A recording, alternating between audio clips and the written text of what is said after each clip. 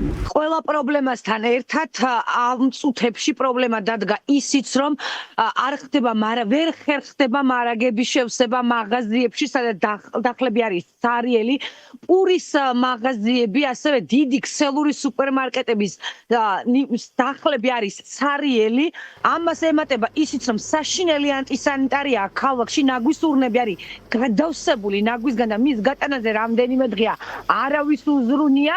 ამ ყველაფრის პარალელურად კი ადამიანები არიან უკიდურეს მდგომარეობაში, კილომეტრებს გამოდიან ფეხით იმისთვის, რომ სახლამდე რაღაც საკვები მაინც მიიტანოს, თუმცა ირკვევა, რომ აი აქ ჩამოსულ ადამიანს 5-6 კილომეტრის ფეხით ამ თოვლში გამოვლის შემდეგ საკვების მარაგიც კი აღარ ხვდებათ მაღაზიაში.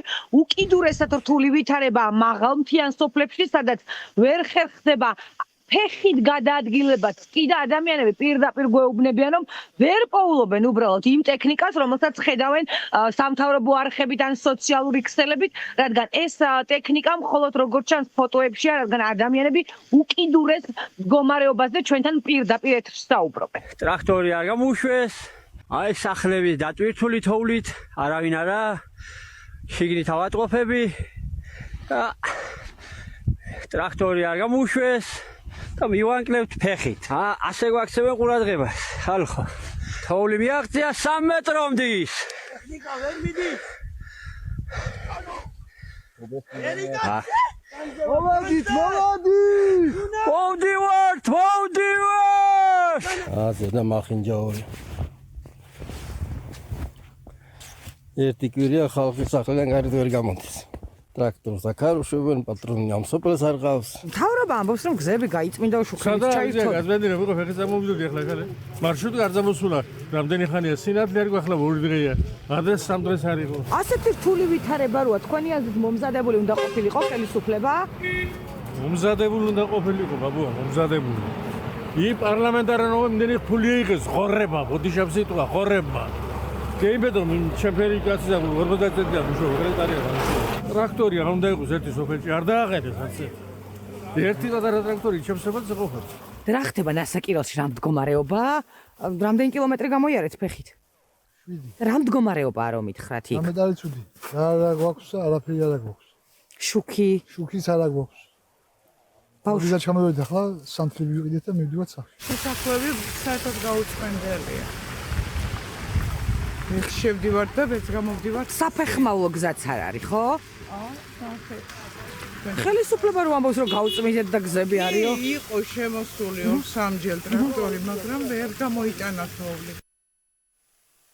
აი ესეთი ვითარება თითქმის ყველა ქალაქის ყველა ქუჩაზე, თუ არ ჩავთვით რამდენიმე ქუჩას, იმ ქუჩას, სადაც სამთავრობო მანქანები მაღალი გამავლობის ჯიპებით გადაადგილდებიან, რომ არა მოხალისეები გუგა კატასტროფული ვითარება იქნებოდა გაცილებით გურიაში, ჩვენ გვიკავშირდებიან სხვადასხვა სოფლებიდან და თხოვენ სწორედ მოხალისეების ჩართულობას, მოხალისეებმა შტაბი გააკეთეს ჭავჭავაძის ქუჩაზე, სწორედ იქ გროვდება პროდუქტები, რომლებიც შემდეგ შეძლების დაგვარად გადააქვთ სოფლებში, თუმცა მინდა გითხრათ, რომ ამ მოხალისეებს პრობლემები ქალაქშიც ექნებათ, იქიდან გამომდინარე, რომ რეალურად გზები არც ქალაქში არ არის გაწმენდილი და როგორც მოხალისეები ჩვენთან საუბარში ამბობენ, ეს კიდევ დამატებით პრობლემას უქმნის მათ.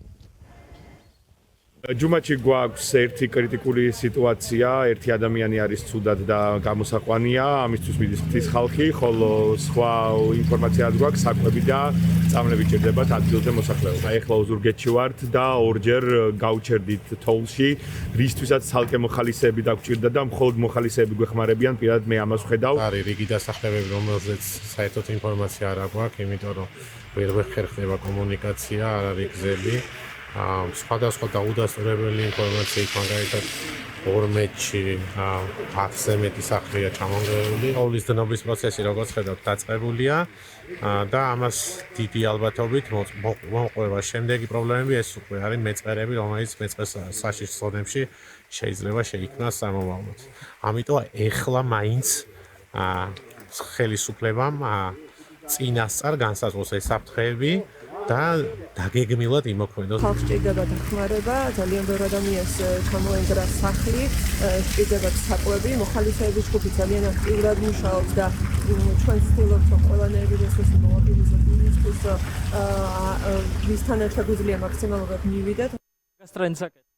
მარია ესეთია ვითარება გუგა მოხალისეების იმედად არის დარჩენილი მოსახლეობა ის მოსახლეობა რომელსაც სამწუხაროდ ამდენი ხანია ეუბნებიან რომ მოვა ტექნიკა გზა გაიწმინება თუმცა ამ წუთებში რეალობა გვაქვს საკმაოდ მძიმე გზები გაუწმენდავი უშუქო და ისევ გურის ძალიან დიდი ნაწილი ადამიანები დახმარებას ითხოვენ და ერთადერთი იმედი კიდევ ერთხელ გეტყვით რომ არის იმ მოხალისეების დახმარება რომლებიც ჩამოვიდა აი ჩემს ხედავს როგორ დადის ტრაფიკი რომელიც გამწვას გამოიარა რომელიც გასწმენდიო გზაზე დადიან იქ სადაც გასაწმენდია იქ არავინ არ დადის და კითხვების დასმა სამწუხაროდ ჩვენ ამ დროისთვის ვერ ვახერხებთ როგორც გითხარით ძალიან რთული ვითარება სოფელ ჯუმათში ამ წუთებში მოხალისები ისმენდით კიდეც ცდილობენ რომ გამოიყვანონ ადამიანი რომელსაც ჯანმრთელობის ძალიან მძიმე პრობლემა აქვს თუმცა ჯუმათამდე მისასვლელი გზა ფეხით უნდა გაყვავონ ადამიანებმა რომლებიც მეორე დღეა ყველაფერს აკეთებენ იმისთვის რომ გურულებს დახმარება გაუწიონ